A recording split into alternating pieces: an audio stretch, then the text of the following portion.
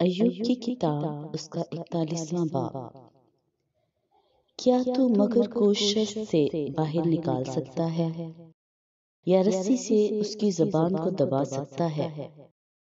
کیا تو اس کی ناک میں رسی ڈال سکتا ہے یا اس کا جبڑا میخ سے چھید سکتا ہے؟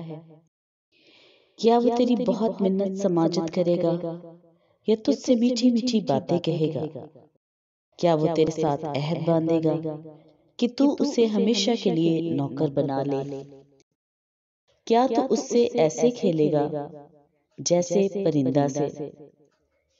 کیا تو اسے اپنی لڑکیوں کے لیے باندھ دے گا؟ کیا لوگ اس کی تجارت کریں گے؟ کیا وہ اسے سوداگروں میں تقسیم کریں گے؟ کیا تو اس کی کھال کو بھالوں سے یا اس کے سر کو ماہی گیروں کے ترسولوں سے بھر سکتا ہے؟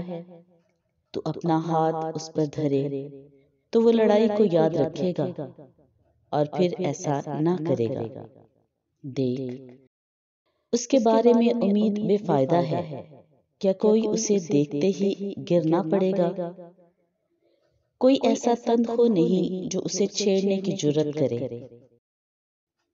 پھر وہ کون ہے جو میرے سامنے کھڑا ہو سکے؟ کس نے مجھے پہلے کچھ دیا کہ میں اسے ادا کروں؟ جو کچھ سارے آسمان کے نیچے ہے وہ میرا ہے۔ نہ میں اس کے عزا کے بارے میں خاموش رہوں گا، نہ اس کی بڑی طاقت اور خوبصورت ڈیل ڈال کے بارے میں۔ اس کے اوپر کا لباس کون اتار سکتا ہے؟ اس کے جبڑوں کے بیچ کون آئے گا؟ اس کے منہ کے کواڑوں کو کون کھول سکتا ہے؟ اس کے دانتوں کا دائرہ دہشت ناک ہے۔ اس کی ڈھالیں اس کا فخر ہے جو گویا سخت مہر سے پیوستہ کی گئی ہیں۔ وہ ایک دوسری سے ایسے جٹی ہوئی ہیں کہ ان کے درمیان ہوا بھی نہیں آ سکتی۔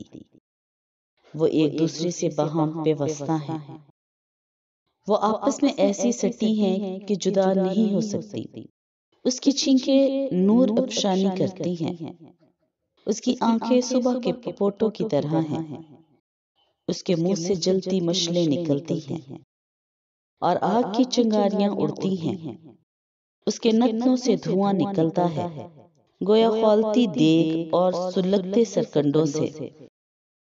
اس کا سانس کوئلوں کو دہکا دیتا ہے اور اس کے منہ سے شعلے نکلتے ہیں۔ طاقت اس کی گردن میں بستی ہے اور دہشت اس کے آگے آگے چلتی ہے۔ اس کے گوشت کی تہیں آپس میں جڑی ہوئی ہیں۔ وہ اس پر خوب سٹی ہیں اور ہٹ نہیں سکتی۔ اس کا دل پتھر کی طرح مضبوط ہے، بلکہ چکی کے نچلے پارٹ کی طرح۔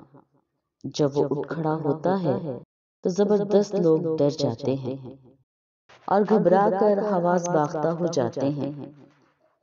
اگر کوئی اس پر تلوار چلائے تو اس سے کچھ نہیں بنتا، نہ بھالے، نہ تیر، نہ برچھی۔ وہ لوہے کو بھوسا سمجھتا ہے اور پیتل کو گلی ہوئی لکڑی۔ تیر اسے بھگا نہیں سکتا۔ فلاخن کے پتھر اس پر تنکے سے ہیں، لاٹھیاں گویا تنکے ہیں۔ وہ برچھی کے چلنے پر ہنستا ہے، اس کے نیچے کے حصے تیز ٹھیکروں کی مانند ہیں۔ وہ کیچڑ پر گویا ہنگا پھرتا ہے۔ وہ گہراؤ کو دیگ کی طرح پھلاتا اور سمندر کو مرہم کی مانند بنا دیتا ہے۔ وہ اپنے پیچھے چمکیلی لیک چھوڑتا جاتا ہے۔ گہراؤ گویا سفید نظر آنے لگتا ہے۔ زمین پر اس کا نظیر نہیں جو ایسا بے خوف پیدا ہوا ہو۔ وہ ہر اونچی چیز کو دیکھتا ہے اور سب مغروروں کا بادشاہ ہے۔